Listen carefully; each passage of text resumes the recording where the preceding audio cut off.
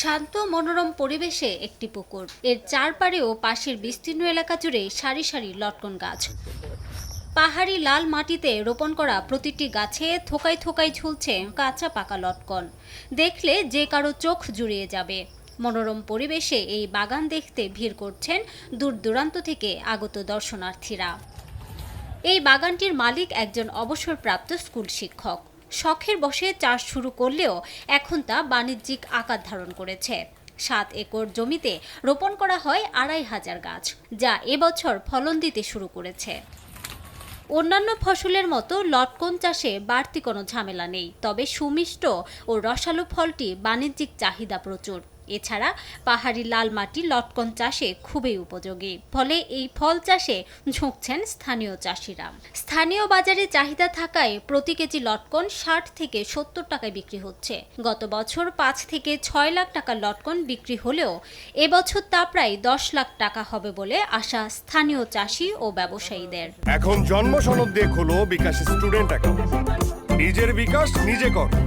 70 টাকা দিয়ে নিতেছি, আমি 120 টাকা 40 টাকা আমি বিক্রি করতেছি। সাড়ে লটকনটা ভালো, আমিও পয়সা পাইতেছি। এটা মিষ্টি, সেইরকম মিষ্টি মন্দ সবাই খায়, ভালোবাসে, সবাই নেয়। মানে আমাদের বাংলাদেশে এই যে লটকনের হচ্ছে অপার সম্ভাবনা। তো বর্তমান বাজারে অনেক চাহিদা লটকনটার, মানে বেশ চাহিদা স্বরূপ, এবং খেতেও এই লটকনটা আমাদের পাহাড়ি অঞ্চলের লটকন এটা খুব সুস্বাদু মিষ্টি, এবং অন্যান্য অঞ্চলের লটকনের তুলনায় এটার অনেক চাহিদা ভালো। শুরুতে প্রতিবেশীরা ক্ষতির আশঙ্কা করলেও সফলতা দেখে তারা এখন লটকন চাষে আগ্রহী হচ্ছেন। নতুন উদ্যোক্তাদের চাহিদা বেশি, তাই কলম করে চারা বিক্রি করছেন এই সফল কৃষি উদ্যোক্তা। 7.5 একর জমিতে আমি 4,500 লটকন গাছ লাগাই।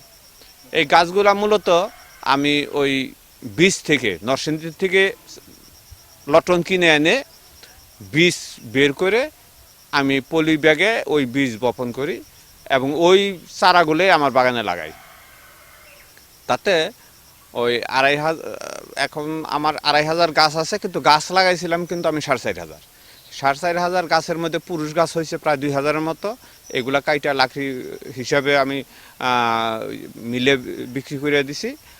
আর এখন যে গাছগুলো আছে আলহামদুলিল্লাহ 2,500 গাছ আমার ফলন্ত গাছ। এবার সম্পূর্ণ গাছেই ফল আসছে কম বেশি। জেলায় এবার 30 হেক্টর জমিতে লটকন চাষ হয়েছে। আগামীতে এই ফল চাষে আগ্রহীদের সব ধরনের সহযোগিতার আশ্বাস দিলেন এই কৃষি কর্মকর্তা। শুষ্ক মৌসুমে সেচের সহায়তার জন্য আমাদের কাছে আবেদন করেছেন। আমরা চেষ্টা করছি ওনাকে যে শুষ্ক মৌসুমে সেচ দেওয়ার জন্য সোলার ইরিগেশনের মাধ্যমে যাতে আমরা সেচ দিতে পারি, সেই জন্য আমরা ওনাকে বিশেষ করে বিইডিসির একটি প্রকল্প রয়েছে, তাদের সোলার সিস্টেমের মাধ্যমে সেচ সহায়তা কৃষকদেরকে দিয়ে থাকেন। আমরা ওই জনাব শামসুল হক সাহেবকে আমরা বিইডিসির মাধ্যমে সোলার ইরিগেশনের আশা করি ব্যবস্থা দিতে পারবো। আমরা সে ব্যাপারে কাজ করছি। টাঙ্গাইলের ঘাটাইলের রসুলপুর এলাকার পাহাড়ি অঞ্চলে 8 বছর আগে শখের বাগানটি শুরু করেন স্কুল শিক্ষক শামসুল আলম। তিনি এসি পাইলট বালিকা উচ্চ বিদ্যালয়ের কৃষি শিক্ষা বিষয়ের শিক্ষক ছিলেন। সময় সংবাদ, টাঙ্গাইল।